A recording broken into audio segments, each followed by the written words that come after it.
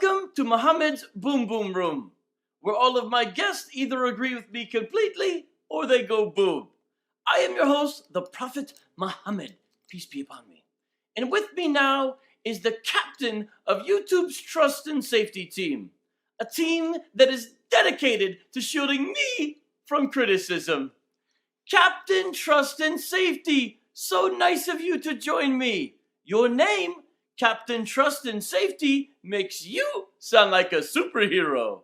Well, frankly, here on YouTube's Trust and Safety team, we view ourselves as superheroes, protecting the ignorant masses from ideas that we don't think they should be exposed to. I mean, I'm basically Superman. If Superman were a self-absorbed middle-aged loser who got paid by a tech tyrant to tell people what they can and cannot think. What an interesting strategy. Well, our strategy on the Trust and Safety team is simple. We take a bunch of young people who went off to college and were indoctrinated and radicalized by leftist PC propaganda until they became spoiled narcissists who hide in safe spaces all day, wetting their beds and weeping at the mere thought of someone disagreeing with them. Wetting their beds and weeping. Sounds like Aisha on her wedding night. Yes, and once these youngsters have been molded into the ultimate tantrum-throwing crybabies, YouTube gives them complete control over what grown adults around the world can and cannot say, so that we can eventually transform YouTube into the world's largest online safe space. Tell me, how is YouTube's Trust and Safety team any different than Antifa?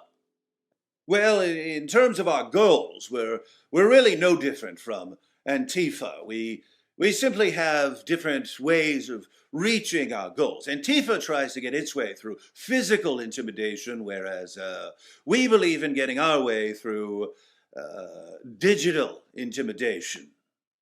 And what is it that you want exactly? What's your goal, Captain? Well, the goal, obviously, is a leftist utopia where the only people who are allowed to speak are people who believe exactly what we believe. Everyone else is canceled. This sounds very different from the more inviting tone you've taken in the past. Tell me, why did you pretend for so long that YouTube championed diversity of thought? Well, every tech tyrant has to begin by appealing to everyone.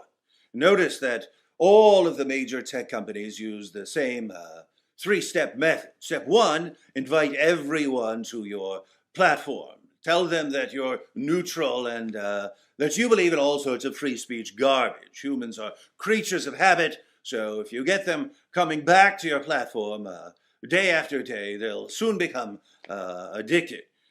Step two, use your newfound popularity to push all competitors out of business. At YouTube, we did this by paying our content creators, thus drawing the best content creators to our platform, starving our competitors of quality content, and eventually achieving a total monopoly.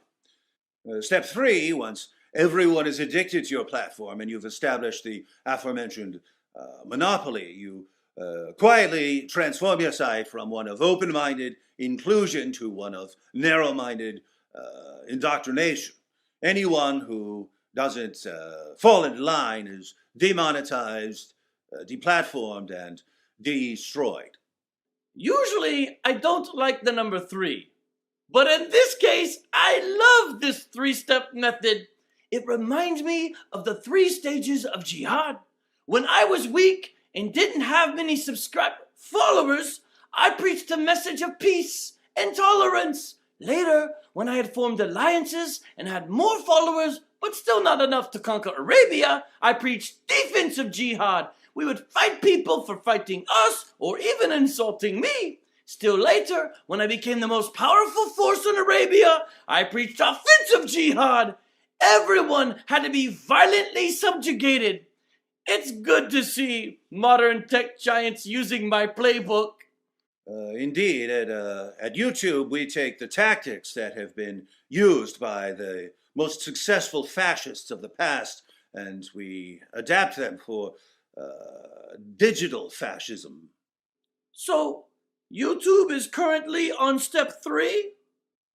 Certainly, we're busy employing a variety of tactics that will ultimately silence all dissent. If we don't like a creator's ideas, we start by demonetizing his videos. We follow this up by deranking his content, meaning that we make it harder for people to find him. So his views will plummet if he doesn't learn his lesson and instead stubbornly clings to his own beliefs. Rather than mindlessly accepting ours, we can point to virtually anything he says and call it hate speech. And there's nothing whatsoever he can do about it because, let's face it, we have all the power here. We can delete his videos with no explanation. We can delete his channel with no explanation.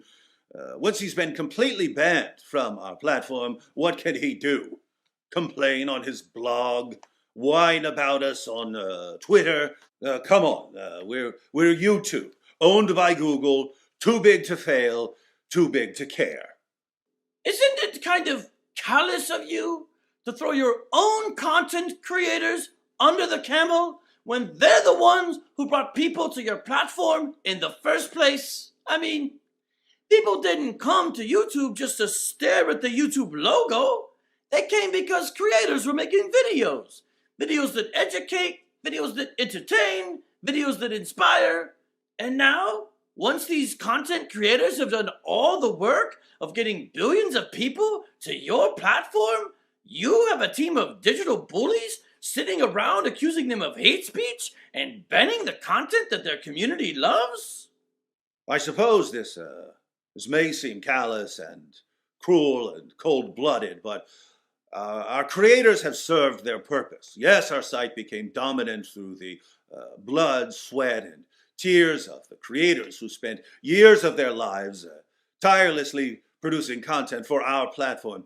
It's the creators who drew viewers to our platform and kept them coming back for more. But now that we have a monopoly, we're bigger than our creators, and we can treat them like garbage because there's nothing they can do about it. People have been trained to keep coming back to YouTube, and they're not going to simply stop because we demonetize or derank some videos or because we delete some channels. Again, we're too big to care. Captain, you talk about deleting channels with just the push of a button. But tell me, how is deleting channels because you don't like the content any different from past generations burning books because they didn't like the content? Well, books are made of paper, unlike YouTube channels, and that's pretty much the only difference. So the YouTube Trust and Safety Team is the online equivalent of book burners? Well, no question. We ban videos for saying things we don't like. We ban channels for saying things we don't like. Sometimes we'll spout some nonsense about violating our community guidelines, but let's face it, we ban content we don't like, just as book burners burn books they don't like. Tell me about these community guidelines. Well, there are actually two sets of community guidelines. There's the set that you can read on YouTube, which is basically completely meaningless. It's completely meaningless to me because, as everyone knows, I can't read. But in addition to the useless public set of community guidelines, there's the set that we really use when we decide whom to ban at the next book burning channel banning party. So there's an unwritten list of community guidelines? Of course there is. The unwritten community guidelines basically state that it's wicked, evil, racist, and bigoted to say anything that could conceivably hurt the feelings of a fragile leftist screwball. In short, any speech that wouldn't be allowed in a college safe space is hate speech. Wouldn't your content creators be less confused if you posted these community guidelines? Well, if we posted them, they wouldn't be unwritten, and besides, we want our creators to be confused. If we keep them in a state of constant confusion as to what they are and are not allowed to say, they'll fear us. And as you know better than anyone, fear is a powerful motivator. This is why we ban content and entire channels without giving them any indication what they did wrong. It's a lesson to other channels not to mess with us. I'm starting to like this YouTube trust and safety team. Now let's get personal for a moment. Tell me, what do these unwritten community guidelines say about the teachings of Muhammad? Peace be upon me. Well, as everyone knows, anyone who mocks or criticizes or even questions your clear commands to terrorize your enemies and violently subjugate the entire world and kill apostates must be a racist, Islamophobic, hate-mongering bigot. As such, anyone who says anything negative about you must be shamed and silenced in the name of tolerance and diversity. Alhamdulillah! It's wonderful to see YouTube giving me my proper honor and respect, just like Facebook and Twitter. Tell me, do you give the same honor and respect to other religious figures? Not remotely. For some strange reason that no one can explain, you are the only religious leader in history that we won't allow anyone to mock. Peace be upon me? So, atheists and other infidels can post videos mocking God and Isa and the Bible, and YouTube won't get involved? Why would we care what they do? And people can mock Buddha and Confucius and Shiva and Vishnu and Moses on YouTube? Of course, it's called freedom of speech. And Christians can mock atheist speakers? Absolutely. Christians could spend all day mocking Richard Dawkins or Sam Harris, and the trust and safety team wouldn't dream of stopping them. But if someone mocks me in my teaching, then you suddenly decide to get involved. Is that right? As I've already said, only a racist would criticize or even question anything you say. Even when you promoted wife beating, child marriage, and the rape of female captives, the YouTube Trust and Safety Team will just not tolerate racist hate speech against you. Alhamdulillah! Islamic law demands that I be given special treatment, and YouTube gives me special treatment. Tell me, why has the Trust and Safety Team decided to enforce Sharia law? Is it because you see the beauty of Al-Islam?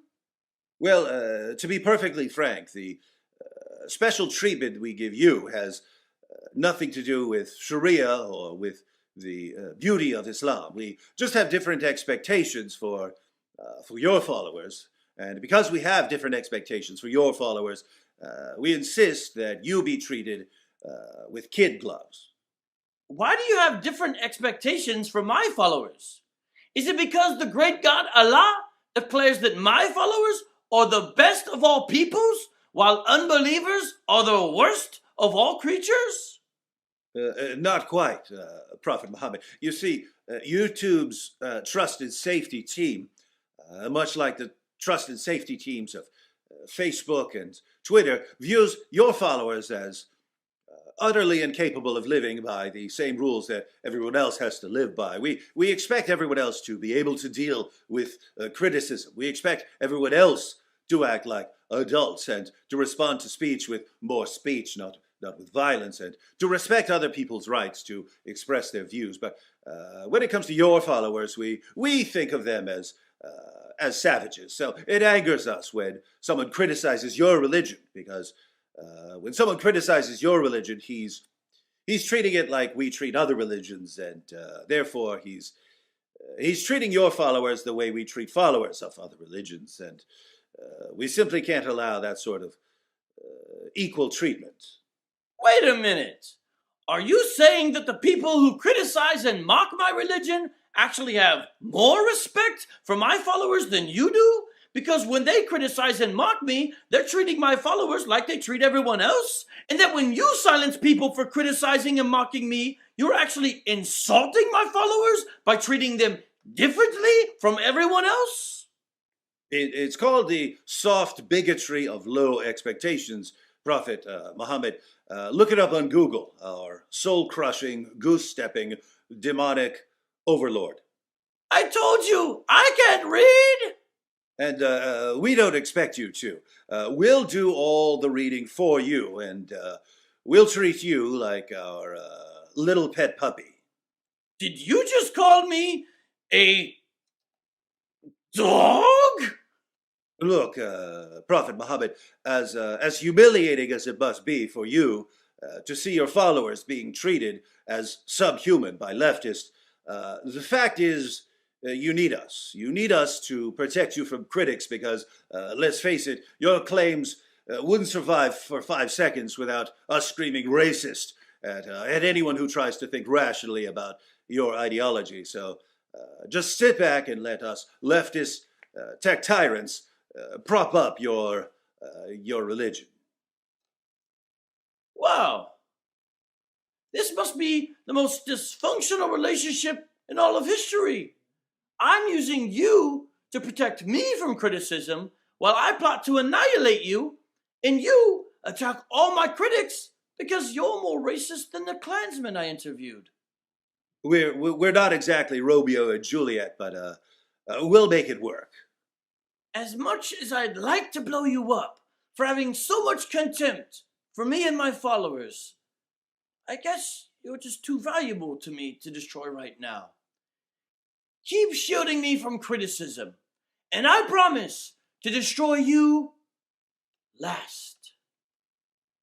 That's a good boy. Who's a good boy? Muhammad's a good boy. Prophet Muhammad's a good boy. Yeah. Oh, he gets a treat because he's a good boy. Now, who wants to catch a frisbee? Who wants to catch a frisbee? Prophet Muhammad wants to catch a frisbee? What a good boy. Prophet Muhammad wants to catch a frisbee because he's a good boy. What a good little puppy. He's our little puppy. Oh, what a good little puppy. Now sit, little puppy. Sit for us. Okay, now look up. Beg. Good boy.